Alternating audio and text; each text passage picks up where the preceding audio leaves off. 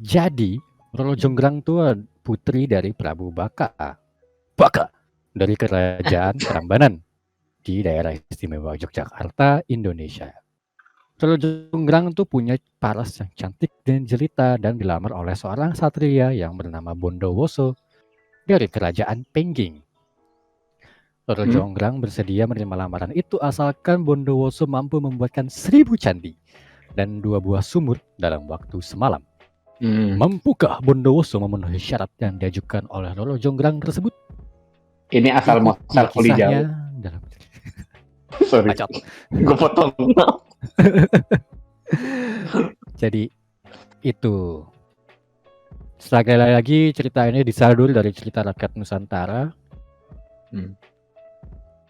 Yang diceritakan kembali oleh Samsuni dan diceritakan kembali oleh saya dan Epen serta Serenity.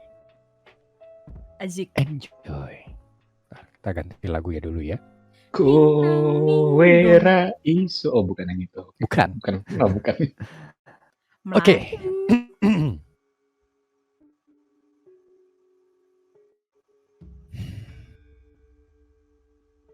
Alkisah. Pada zaman dahulu kala, ada seorang raja yang bernama Prabu Baka yang bertahta di Prambanan. Ia seorang raksasa yang menakutkan dan memiliki kesaktian yang tinggi. Wilayah kekuasaannya sangat luas. Kerajaan-kerajaan kecil di sekitar wilayahnya semua takluk di bawah kekuasaannya. Meskipun seorang raksasa, Prabu Baka mempunyai seorang putri yang cantik dan berwujud manusia. Ia bernama Roro Jonggrang. Prabu Baka sangat menyayangi putri tunggalnya itu. Sebagai wujud kasih sayangnya kepada putrinya, ia mewariskan seluruh kesaktian dan kepandaian yang dimilikinya. Maka jadilah Roro Jonggrang seorang putri yang cantik jelita dan sakti mandraguna. Sementara itu di tempat lain tersebutlah sebuah kerajaan yang tak kalah besarnya dengan Prambanan, yakni Kerajaan Pengging. Kerajaan itu memiliki seorang kesatria yang sakti bernama Bondowoso. Kesaktian Bondowoso terletak pada senjatanya yang bernama Bandung. Selain itu Bondowoso juga mempunyai bala tentara berupa makhluk-makhluk halus. Jika membutuhkan bantuan, Bondowoso mampu mendatangkan makhluk-makhluk halus tersebut dalam waktu sekejap. Suatu ketika Raja Pengging bermaksud memperluas wilayah kekuasaannya. Ia pun memerintahkan Bondowoso dan pasukannya untuk menyerang Prambanan. Hei Bondowoso, siapkan pasukanmu untuk pergi menyerang Prambanan, perintah Raja Pengging. Baik Gusti, perintah segera hamba laksanakan, jawab Bondowoso sambil memberi hormat. Keesokan harinya berangkatlah Bondowoso bersama pasukannya ke Prambanan. Setibanya di Prambanan, mereka langsung menyerbu masuk ke dalam istana. Prabu Baka pun tidak tinggal diam. Ia segera memerintahkan pasukannya untuk menahan serangan pasukan Bondowoso yang datang secara tiba-tiba. Pertempuran sengit pun tak terelakkan lagi. Namun karena pasukan Prabu Baka kurang persiapan dalam pertempuran itu, akhirnya pasukan Bondowoso berhasil menaklukkan mereka. Prabu Baka sendiri tewas terkena senjata sakti Bondowoso yang bernama Bandung. Sejak itu Bondowoso pun dikenal dengan nama Bandung Bondowoso. Azik. Setelah Bandung Bondowoso dan pasukannya memenangkan pertempuran itu, Raja Pengging pun mengamanatkan Bandung Bondowoso untuk menempati istana Prambanan. Wahai Bandung Bondowoso, sebagai ucapan terima kasihku atas keberhasilanmu mengalahkan Prabu Baka, aku memberimu amanat untuk mengurus kerajaan Prambanan dan segala isinya, termasuk keluarga Prabu Baka, kata Raja Pengging. Yeah, thank you Gusti. Hamba berjanji untuk menjaga amanat Gusti, jawab Bandung Bondowoso. Setelah itu Bandung Bondowoso pun segera menempati istana Prambanan.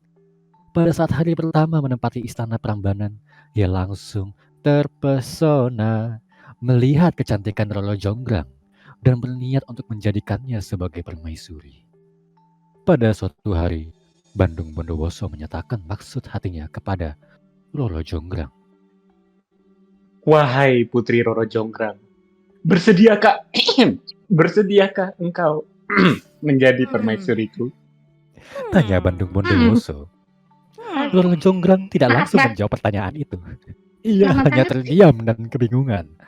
Sebenarnya ia amat membenci Bandung Bondowoso karena telah membunuh ayahnya. Iya. Namun ia takut menolak lamarannya karena bagaimanapun juga ia tidak akan sanggup mengalahkan kesaktian Bondowoso. Mau atau Setelah enggak? berpikir sejenak, Roro Jonggrang pun menemukan satu cara untuk menolak lamaran itu dengan cara yang halus. Apakah aku harus terima? Baiklah, Bandung Bondowoso. Aku bersedia menerima lamaranmu. Tapi, kamu harus memenuhi satu syarat Eka. Jawab Roro Jonggrang. Apakah syaratmu itu, Roro Jonggrang? Tanya Bandung Bondowoso. Buatkan aku 1000 candi dan 2 buah sumur dalam waktu semalam. Enggak. Jawab Roro Jonggrang. Tanpa berpikir panjang, Bandung Bondowoso pun menyanggupinya. Karena ia yakin mampu memenuhi syarat itu dengan bantuan bala tentaranya. Pada malam harinya, Bandung Bondowoso mengundang bala tentaranya yang berupa makhluk halus. Demi God. Dalam Gadis. waktu sekejap, bala tentaranya pun datang dan segera membangun candi dan sumur sebagaimana permintaan Roro Jonggrang. Mereka bekerja dengan sangat cepat. Pada 2/3 malam, mereka hampir menyelesaikan 1000 candi. Hanya tinggal 3 buah candi dan sebuah sumur yang belum mereka selesaikan. Roro Jonggrang yang ikut menyaksikan pembuatan candi itu mulai khawatir.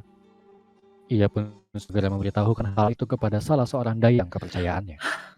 Dayang! Pembangunan 1000 candi dan penggalian 2 buah sumur tersebut hampir selesai.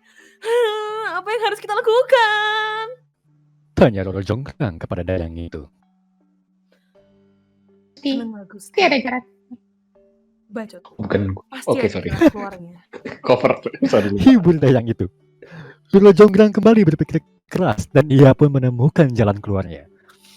Ia akan membuat suasana menjadi seperti pagi, sehingga para makhluk halus tersebut menghentikan pekerjaannya sebelum menyelesaikan 1000 candi.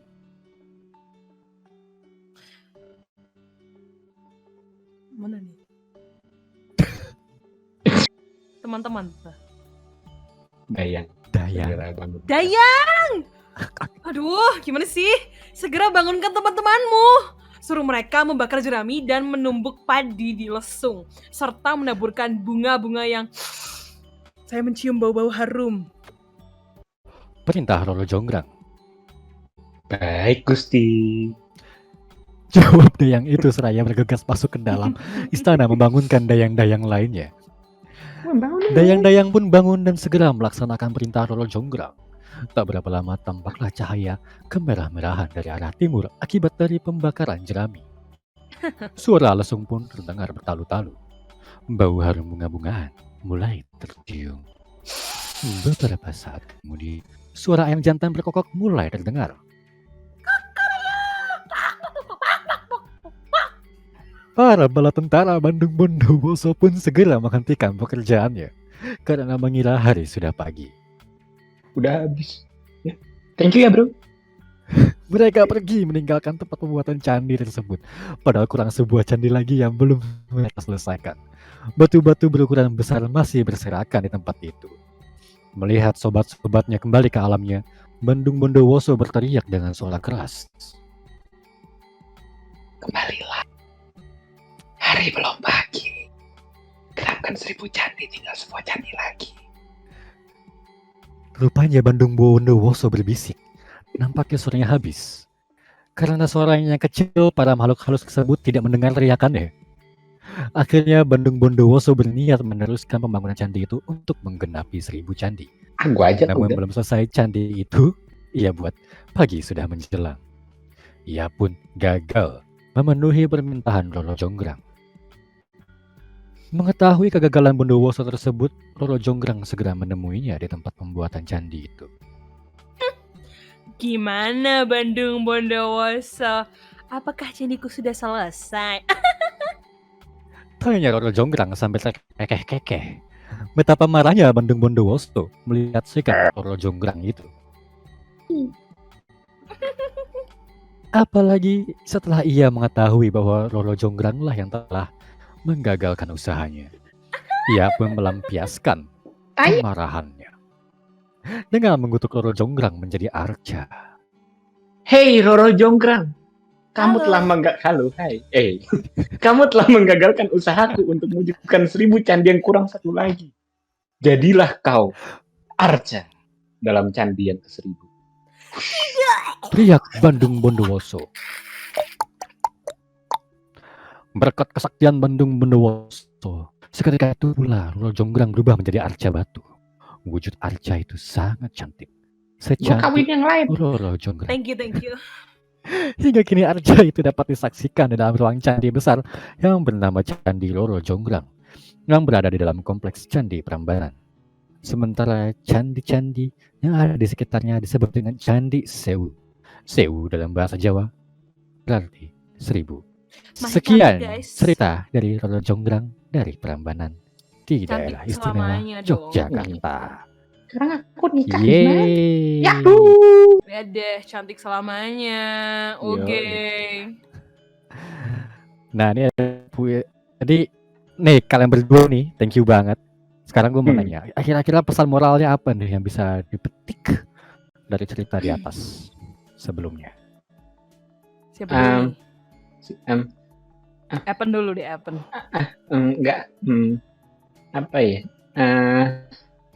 Jangan jadi bumek lah. Ibaratnya Apa bumek? mah ya.